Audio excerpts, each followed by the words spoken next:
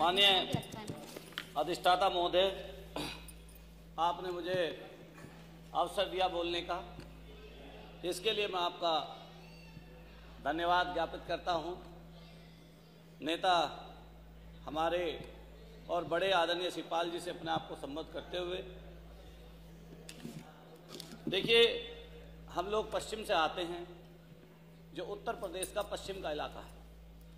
और जिस घर में परिवार में हमारी परवरिश हुई, उसमें जब से हम लोग छोटे थे, जब से देखते थे और हमसे पहले की पीढ़ियां देखती थी कि अगर छोटे से छोटा कोई काम होता था,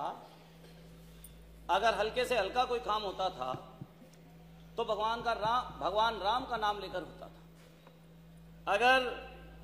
खेत किसान लोग जो परिवारों में थे, पहले बैल हुआ करते थे, अब तो ट्रैक्टर आ गए, अगर बैल को खोल के भी चले और अगर जुआ भी रखा और जुआ रख के लेके चले, तो पहला नाम यही निकलता था, ले राम का नाम, और तब आगे की तरफ चलते थे। मैंने यहां तक अपने परिवारों में देखा कि अगर कोई बैल वृद्ध हो गया,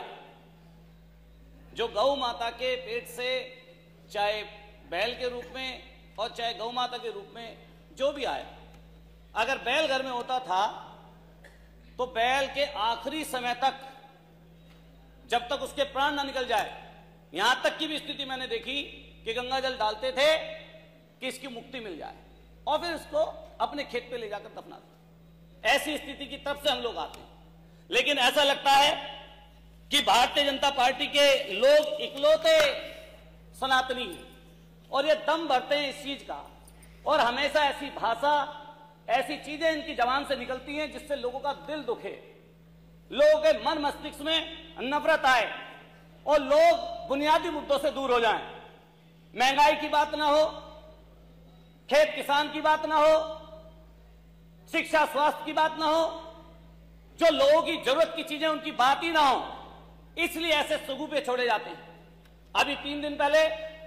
माननीय नेता सदन, माननीय मुख्यमंत्री जी की तरफ से जो शब्द निकला, मैं ये कहना चाहता हूं आपके सदन के माध्यम से कि वो दूसरे में कलकी बनने वाला था, लेकिन एक और दूसरी चीज भी थी जिसके कारण से वो शब्द उछाला गया कि कुंभ की चर्चा, उसकी अव्यवस्था की चर्चा ना हो, और जो इतनी परेशानी दिक्कतें लोगों के पास ना हो, दिक्कत और परेशानी ना आए। माननीय मुख्यमंत्री जी की तरफ से कहा गया कि समाजवादी लोगों का चरित्र दोहरा चरित्र है, लेकिन एक तरफ जब प्रधानमंत्री जी, हमने सुबह सुबह देखा टीवी में, रात की बात थी, एक शेख आए थे, कतर के शेख, और जो कतर के शेख आए थे, जैसे ही वो फ्लाइट से उतर रहे थे नीचे नीचे,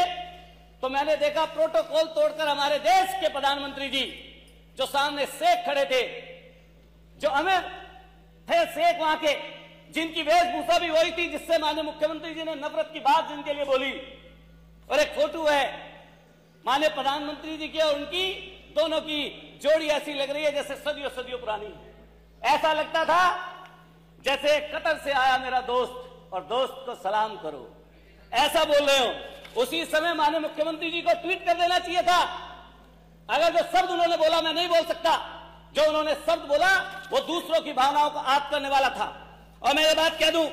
कि जब कुंभ की चर्चा हो रही है, चूंकि समय कम है, कुंभ की चर्चा हो रही है, हम लोग मुख्य विपक्षी दल हैं, और जो मुख्य विपक्षी दल होता है उसका काम है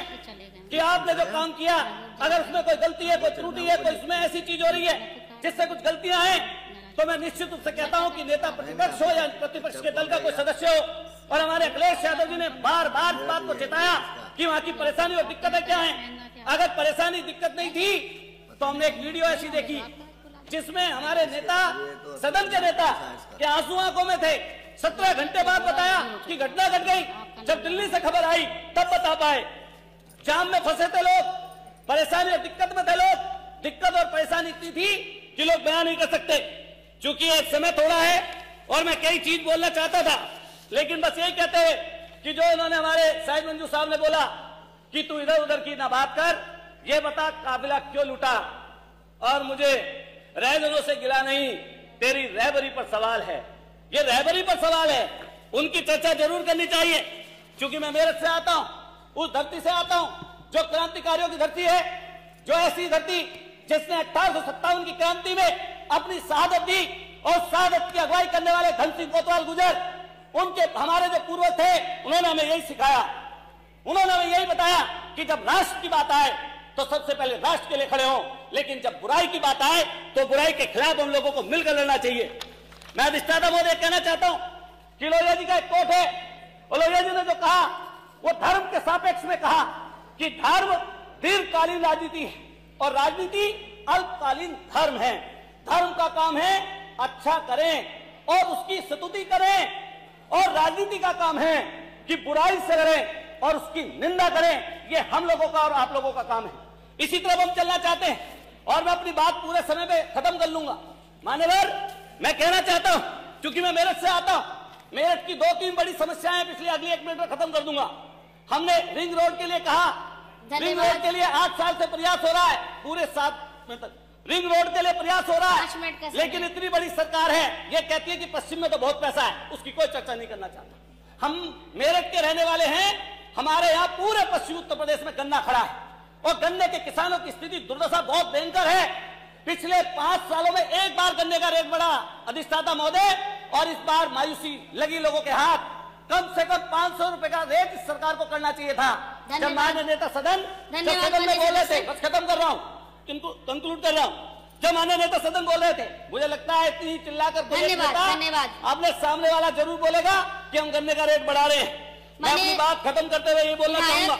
श्री वाचस्पति, मैं यही अपनी बात मान्यवर खत्म करते हुए कहना चाहता हूं कि नीम के रस में मिला जब जहर मीठा हो गया। सुन लो एक बात, नीम के रस में मिला जब जहर मीठा हो गया, झूठ इस कदर बोला कि सच्चा हो गया,